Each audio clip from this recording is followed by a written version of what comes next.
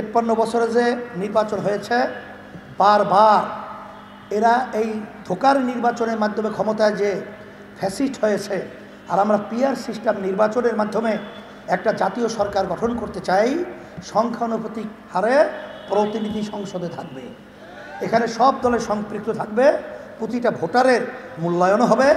এই জন্য পিআর সিস্টেমের ব্যাপারটা আমরা বারবার বলেছি, সমস্ত রাজনৈতিক দলগুলো বলতে গেলে সবাই একমত পোষণ করেছে, কিন্তু বিএনপি তারা এটাকে পছন্দ করছে না। কারণ তাহলে তারা এককভাবে ক্ষমতায় যেতে পারবে না, আর ফ্যাসিস্ট হতে পারবে না, আর লুটপাট এই অবস্থাও তৈরি বাংলার জমিনে করতে পারবে না। এই জন্য আমি বলবো, বিএনপিকে দেশের কল্যাণের জন্য, জনগণের কল্যাণের জন্য, ক্ষমতার স্বার্থের ঊর্ধ্বে থেকে দেশ এবং মানবতার কল্যাণে সবাই আমরা এগিয়ে আসবো। বিএনপিকে আমি আহ্বান করছি, ইসলামী আন্দোলন বাংলাদেশ আলহামদুলিল্লাহ আপনাদের দোয়ায় 1987 সালে প্রতিষ্ঠিত হওয়ার পরেও আমাদের দলীয় মার্কায় কোনো এমপি কিন্তু আমাদের সংসদে যায় নাই। এই কথার মাধ্যমে আমরা কি বুঝলাম? তাহলে আমরা কি খুব একটা ছোট বা একটা দুর্বল দল, ঠিক না? না, ইসলামী আন্দোলন বাংলাদেশ আল্লাহর রহমত আপনাদের দোয়ায় এখন বাংলাদেশের 300 আসনই প্রার্থী দেওয়ার মতো যোগ্যতা আল্লাহ আমাদেরকে দান করেছে।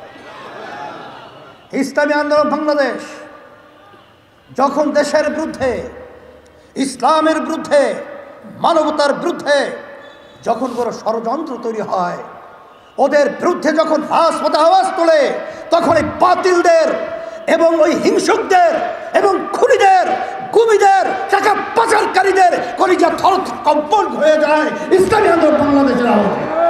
আমি ধিক্কার জানাই, মায়ের কান্না এখনো বন্ধ হয় নাই, এখনো মুখদের পানি পানি শব্দ আমাদের কান থেকে সরে নাই।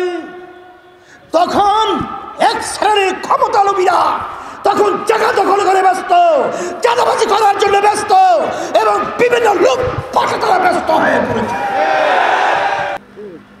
এদেশের লক্ষ লক্ষ মানুষদের স্বাধীন করতে গিয়ে জীবন দিয়েছিল, কিন্তু আজকে আমাদের পাশের রাষ্ট্র, আমাদের বন্ধুত্ব সুলভ আচরণ ছিল তাদের সাথে, এইটা নিয়ম, কিন্তু তাদের আচরণে আমরা ক্ষুব্ধ, আমরা কষ্ট পেয়েছি।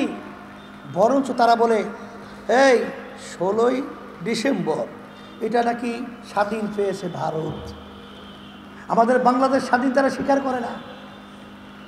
আমরা বলবো, আপনারা ভালো করে জেনে রাখেন, আমাদের বাংলাদেশের মানুষ, আমরা আল্লাহর সব ঐক্যবদ্ধ দেশের ব্যাপারে, আমরা আজকে ঐক্যবদ্ধ আমাদের ইসলামের ব্যাপারে। যদি ইসলাম এবং দেশের বিরুদ্ধে কোনো ষড়যন্ত্র হয়, তখন এই বাংলাদেশের 18 কোটি মানুষ তাদের জীবন নিয়ে বুক পেতে এই বাতিলদেরকে প্রতিহত করার জন্য প্রস্তুত হয়ে অপেক্ষায় রয়েছি। সেই হিসাবে সকল উদাত্ত আহ্বান জানাবো। আর অন্তর্বর্তীকালীন সরকারকে আমি বলবো যে আপনারা কিন্তু বাংলাদেশের জনগণের ভোটে সরকার পরিচালনা করছেন না, দেশ পরিচালনা করছেন না। আপনাকে 5ই আগস্টের অভ্যুত্থানের ফসল, দেশ পরিচালনার ব্যাপারে কখনোই জনগণ এবং বাংলাদেশের অকল্যাণ এরকম কোনো চিন্তা আপনাদের মাথা যদি আসে, আবারও কিন্তু আমরা আপনাদের বিরুদ্ধে রাজপথে নামতে বাধ্য হব।